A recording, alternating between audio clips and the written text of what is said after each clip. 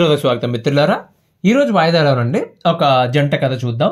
ఒక చిన్న పల్లెటూళ్ళలో వ్యవసాయం మీద ఆధారపడిన కుటుంబం, పొలం చూసుకోవడం, పశువులు మేపడం, ఇంట్లో పాడి పంట ఉంటుంది కదా. పాడి అంటే మీకు తెలుసు కదా, పశువుల దగ్గర చేయటం, లేక పాలు చేయటం, పెరుగు అమ్మడం, దాని నుంచి వచ్చిన బై ప్రోడక్ట్స్ నెయ్యి అమ్మడం, ఇవి వాళ్ళ కుటుంబం దాని మీద కంప్లీట్గా దాని మీద బేస్ అయి ఉందనమాట. ఆవిడ హౌస్ వైఫ్, ఆవిడ ఇంటి దగ్గర ఉంటారు. వాళ్ళకి ఒక కొడుకు కూతురు, ఇద్దరు చదువుకుంటున్నారు. ఒక 15 ఏళ్ల క్రితం, అంటే 10 నుంచి 15 ఏళ్ల క్రితం ఒక భయంకరమైన ట్రెండ్ నడిచింది. చాలా ఊళ్ళలో నడిచిందండి అది. ఎలా అంటే కొంతమంది పెద్దలు అంటే వయసులో పెద్దవాళ్ళండి, పొలం చేయలేక అలాగే కౌలుకి ఇస్తే, అసలు ఫస్ట్ ఆఫ్ ఆల్ కౌలు చేసేవాళ్ళు ఎవరు దొరికేవారు కాదు. ఎందుకంటే దగ్గరలో టౌన్లకి ఏదైనా పనులకి వెళ్ళిపోయేవాళ్ళు, అయితే సిటీకి షిఫ్ట్ అయిపోతున్నారు. చేసేవాళ్ళు దొరకలేదు. ఒకవేళ దొరికినా సరిగ్గా వాళ్ళు పొలాన్ని పట్టించుకోకో, ఇంకా దేనికో పంట సరిగ్గా రాక కౌలు చేతికి వచ్చేది కాదు. వాళ్ళు ఏం చేశారండి, పొలం అమ్మేసి ఆ డబ్బులు బ్యాంకులో ఫిక్స్డ్ డిపాజిట్ చేసుకుని వాటి మీద నెలలో ఎంతో కొంత వడ్డీ వచ్చేటట్టు వాళ్ళు బ్రతుకుతున్నారు. ఇప్పుడు నేను చెప్పిన జంట విషయంలో కూడా అండి, అక్కడ ఆ ఇంట్లో ఆ ఇల్లాలు ఎవరైతే భార్య ఉన్నారో ఆవిడ ఏం చెప్పిందంటే, ఆవిడ కూడా అలాగే గొడవ పెట్టింది. ఈ వ్యవసాయం మీద ఎప్పుడన్నా కలిసి వచ్చిందా, మనకి దీని మీద ఎప్పుడన్నా ప్రాఫిట్ తగలడిందా, ఏమీ వద్దు, ఇది పొలం అమ్మేయండి, మనం ఏదో పని చేసుకుందాము, వచ్చిన డబ్బులు నా పేరు మీద ఫిక్స్డ్ డిపాజిట్ చేయమని చెప్పి గొడవ పెట్టింది. అప్పట్లో చాలా గొడవలు అయ్యాయి. వీళ్ళు నచ్చ చెప్పారు, వినలేదు. సరే ఏం చేస్తారు, దాదాపు 300, వాళ్ళేం పెద్ద ఫ్యామిలీ, పెద్ద మొతుబర్లు ఏం కాదు, చిన్న ఫ్యామిలీనే. 300 పొలం అమ్మేసండి, వచ్చిన డబ్బు బ్యాంకులో పెట్టారు. అంటే ఇప్పుడు అలా లేదు కానీ అండి, అప్పట్లో సంక్రాంతి టైంలో మనకి ఊళ్ళల్లో ధనుర్మాసం మొదలైన తర్వాత, డిసెంబర్ నెల మొదలైన తర్వాత 4 ఆ వీధిలో, దాదాపు ఆ వీధిలో ఉన్న కుటుంబాలన్నీ కలిపి ఒక చోట చేరి పిండి వంటలు తయారు చేసుకునేవాళ్ళండి. రోజంతా ఆ పిండి దంచడం, లేకపోతే పొయ్యి వెలిగించి బెల్లం పాకం పెట్టడం, ఇలా అందరూ కలిసి డబ్బులు పెట్టి వస్తువులు తెచ్చుకుని ఆ పిండి వంటలు తయారు చేసుకుని తర్వాత అందరూ సమానంగా పంచుకునేవాళ్ళు. ఒకరోజు కోతుల గుంపు ఊరి మీదకి వచ్చిందనమాట. అలా పెంకుటెంట్ల మీద కూర్చుని విచిత్రంగా చూస్తుంది చిన్న పిల్ల కోతి. ఆశ్చర్యంగా చూస్తూ అలా అందరూ పిండి దంచుతూ ఉంటే వాళ్ళ అమ్మ దగ్గరికి పరిగెట్టుకుని వెళ్ళి, అమ్మ వాళ్ళందరూ పిండి కొడుతున్నారు కదా, నేనేం చేయను అని అడిగిందంట. అప్పుడు ఆ తల్లి కోతి ఏం చెప్పిందంటే, దీనికి ఏదో చెప్పాలి తెంగదని చెప్పి, ఏం ఊసిపోకపోతే నువ్వు నెత్తి కొట్టుకోవే అందంట. అక్కడ పుట్టింది. ఊరంతా పిండి దంచుతూ ఉంటే నెత్తి కొట్టుకుందని చెప్పి. ఊళ్ళో వాళ్ళు ఎవరో అప్పటికే వాళ్ళ బాధ్యతలన్నీ తీరిపోయి, వాళ్ళ పిల్లలు ఎక్కడెక్కడో వేరే సిటీస్లోని వేరే దేశాల్లో సెటిల్ అయిపోయి, వాళ్ళకున్న 4 ఎకరాలు 5 ఎకరాలు అమ్మేసి బ్యాంకులో వేసుకున్నారు. అది కాకుండా వాళ్ళకి పెన్షన్ వస్తుంది, వాళ్ళ పని వాళ్ళు చేసుకుంటున్నారు. వీళ్ళు ఇంకా యువజంట, వాళ్ళకి బోలెడని బాధ్యతలు ఉన్నాయి, ఇవన్నీ నెత్తి మీద పెట్టుకుని వ్యవసాయం మీద ఆధారపడిన కుటుంబం. పైగా అసలు వీళ్ళకి పొలం అమ్మే పనేం లేదు కదండి. చాలామంది వచ్చి చెప్పారు, అమ్మేశారు. ఇప్పుడు ఏమైందండి, అలా బ్యాంకులో పెట్టిన డబ్బులు కుదురుగా ఊరుకుంటాయా, ఏదో ఇంట్లో ఫంక్షన్ చేద్దామని చెప్పి, వాళ్ళకి ఏదో గిఫ్ట్లు ఇద్దామని, మనం ఏదో కొనుక్కు తిందామని చెప్పి, ఇక్కడికి వెళ్దాం అని చెప్పి, ఇంటికి అప్ప ఇచ్చులు ఊడిపోతున్నాయి అదని చెప్పి ఏదో ఖర్చు చేసేసారండి. చివరికి 3 లక్షలు ఎంతో మిగిలింది. అంతా అయిపోయి వాళ్ళ దగ్గర. బాధాకరమైన విషయం ఏంటంటే, వాళ్ళు అమ్మేసినప్పుడు పొలం ఎకరాకి 3 లక్షల నుంచి 4 లక్షల రూపాయల మధ్యలో ఉందండి. ఇప్పుడు అదే పొలం 62 నుంచి 70 లక్షల వరకు పలుకుతుంది. ఎంత డిఫరెన్స్ వచ్చింది. జస్ట్ ఒక దశాబ్దం క్రితం కథ ఇది. ఓకే, అప్పటికి ఇప్పటికి. సరే, అమ్మేశాక బాధపడిపోయి కొంతమంది విజ్ఞానులు వాళ్ళు పెద్ద ఫీల్ అవ్వలేదు. దాట్ ఈస్ మా నిర్ణయం, అది మేము ప్రశాంతంగానే ఉన్నాం అప్పటి నుంచి అని చెప్పి మిగతా వాళ్ళు బెంగలెట్టుకున్నారు. చాలామంది అదే బెంగెట్టుకుని పోయారు కూడా, నా పొలం ఇప్పుడు ఇంత అయిపోయిందని చెప్పి. సో వీళ్ళు ఏం చేస్తున్నారు, ఇప్పుడు వీళ్ళతో సమానమైన వాళ్ళు ఉంటారుగా, అదే వీధిలోనో పక్క వీధిలోనో అదే ఊరిలోనో ఉంటారు కదా, వాళ్ళతో పోలికలు మొదలైనవి. వాళ్ళు ఇల్లు కట్టుకున్నారు, వాళ్ళు కారు కొనుక్కున్నారు, మనమేమో ఇలాగే ఉండిపోయాం. ఓకే, వాళ్ళ డైలీ లైఫ్ నరకం అయిపోయిందండి. ఇప్పుడు వాళ్ళ గొడవ ఏంటంటే, ఈ మధ్యన ఇతను ఎవరైతే ఉన్నారో ఆ ఇంటి ఈ జంట ఉంది కదా, అతని తల్లి ఆవిడ కాలం చేసింది.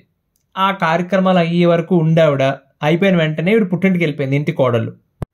సరే, ఆవిడ ఇంటికి వెళ్ళిపోయిన తర్వాత అంటే పరిస్థితి ఎలా ఉందంటే, నేను ఇప్పుడు చెప్పిన జంట ఉన్నారు కదా, వీళ్ళకి ఆ ఇంటి అత్త మామ కూడా ఉంటారు. కాకపోతే వాళ్ళు సపరేట్గా ఎక్కడో వేరే చోట ఉంటున్నారు, చిన్న ఇల్లు అద్దెకి తీసుకుని ఉంటున్నారు వాళ్ళు. ఇందుకు కోడలు, ఆ కొడుకు కోడలు తగలనే ఎలాగోలాగా మన పని ఏదో మనం చూసుకుందాం అని చెప్పి ఇప్పుడు ఆవిడ చనిపోయింది. మన ముసలాయన ఉన్నాడు కదా, ఆయనకు భోజనం పెట్టాలి. ఓకే, ఆవిడ ఏం చేసింది, ఈ ఇంటి కోడలు ఏం చేసింది, కార్యక్రమాలు అయిపోయిన తర్వాత, ఆ 11 రోజులే కార్యక్రమాలు అయిపోయిన తర్వాత ఆవిడ పుట్టింటికి వెళ్ళిపోయింది. 2 వారాలు చూశారు, 3 వారాలు చూశారు, 2 నెలలు అయింది, ఇంకా రావట్లేదు ఆవిడ. ఓకే, ఇంట్లో ఎవరో పెద్దవాళ్ళని తీసుకుని ఆ పెద్దనాన్న గారు ఎవరినో తీసుకుని అక్కడికి వెళ్ళారు. ఎన్నాళ్ళు ఉంటావు ఇంకానే, వచ్చేసాయమ్మా, తప్పది, పద్ధతి కాదు అది, మీ అత్తగారు కదా పోయింది, వాళ్ళు పైకి సపరేట్ ఇంట్లో ఉండేవారు కదా, ఇంటికి వచ్చేసి నీ భర్త ఏం చేశాడు నీకు అని చెప్తే ఆవిడ కండిషన్ పెట్టింది. ఇల్లు కడితే వస్తా అని చెప్తుందండి ఆవిడ. అది అదేమో పాతిల్లు, వాళ్ళకు ఉన్నది ఆ పాతిల్లు, ఏదో కొద్దిగా పొలం ముందు అమ్మేసరిగా ఉన్న పొలం అంతా, వేరే ఆధారం లేదు. ఇప్పుడు కొత్త ఇల్లు ఎక్కడి నుంచి వస్తుందండి? పిల్లలు ఉన్నారు కదా, వాళ్ళు కుదురుగా చదివించుకుంటే, వాళ్ళు బాగుపడితే వాళ్ళే పోనీ ఏదో కట్టిస్తారు కదా, వాళ్ళ కొత్త ఇల్లు ఎక్కడి నుంచి వస్తుంది? పైగా ఆవిడ ఏమంటుందంటే, ఈ పెద్ద మనుషులు ఉన్నారు కదా, వీళ్ళందరి మధ్యలో కూర్చుని ఆవిడ ఏమంటుందంటే, ఆవిడ చనిపోయింది కదా, వీళ్ళ అత్తగారు చనిపోయింది కదా, ఈవిడ భర్తట వాళ్ళ అమ్మ ఫోటో అర్ధరాత్రి లేచి వాళ్ళ అమ్మ ఫోటో పక్కన పెట్టుకుని ఏడుస్తూ పడుకుంటున్నాడట. నలుగురిలో చెప్పే విషయమేనండి అది. ఒక్కొక్కళ్ళు ఇప్పుడు నార్మల్లీ పరిస్థితి ఎలా ఉంటుందంటే అండి, పల్లెటూరులో పుట్టిన వాళ్ళకి బాగా అర్థం అవుతుంది. చదువు పేరుతో ఫస్ట్ తల్లిదండ్రుల నుంచి ఎప్పుడు దూరం అవుతారు పిల్లలు? చదువు పేరుతో. ఇప్పుడు ఇంటర్మీడియట్ ఇంకా అంతకుమించి ముందు నుంచే దూరం అవుతున్నారు. తర్వాత డిగ్రీ అని, పోస్ట్ గ్రాడ్యుయేషన్ అని, తర్వాత ఉద్యోగం అని, వేరే సిటీ, వేరే స్టేట్, వేరే కంట్రీ, ఇలా దూరంగా ఉంటున్నారు. కానీ వ్యవసాయం చేసుకునేవాళ్ళు, చిన్న చిన్న ఉద్యోగాలు చేసుకునేవాళ్ళు, వాళ్ళకి దారుణంగా బంధం అలిగిపోయి ఉంటుంది కదా తల్లిదండ్రులనే కాదు, మేనమామ వీళ్ళందరూ చుట్టూ ఉన్న వాళ్ళతో చాలా స్ట్రాంగ్గా అల్లికిపోయి ఉంటారు వాళ్ళు, దశాబ్దాల తరబడి. అక్కడ నుంచి కదలరు కదా, అదే ఊళ్ళో ఉంటారు, రోజు చూస్తారు. పొద్దున్న లేస్తే వాళ్ళు చూస్తారు, వాళ్ళు ఇటు రారా నీకు ఏదో జున్ను చేశానంటే పెద్దది వాళ్ళ అమ్మ.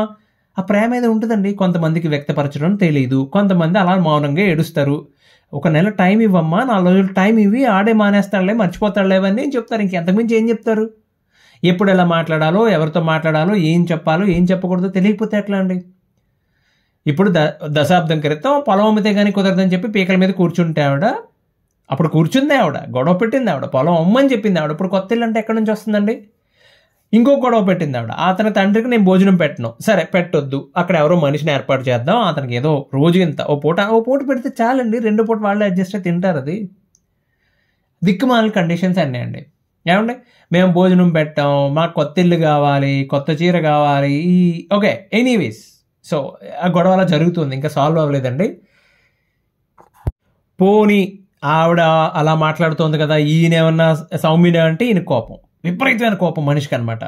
అసలు ఈ టైపు ఏం చెప్తే ఏంటంటే వాళ్ళకి. సరే, ఇదంతా జరుగుతుంటే మధ్యలో ఎవరో సలహా ఇచ్చారట, పోనీ పొట్టింటి దగ్గరే ఉంటున్నావు కదా, 2 నెలలు దాటిపోయింది, వచ్చే ఉద్దేశం లేదు, మెయింటెనెన్స్ అడుగు మొగుడిని అని చెప్పి.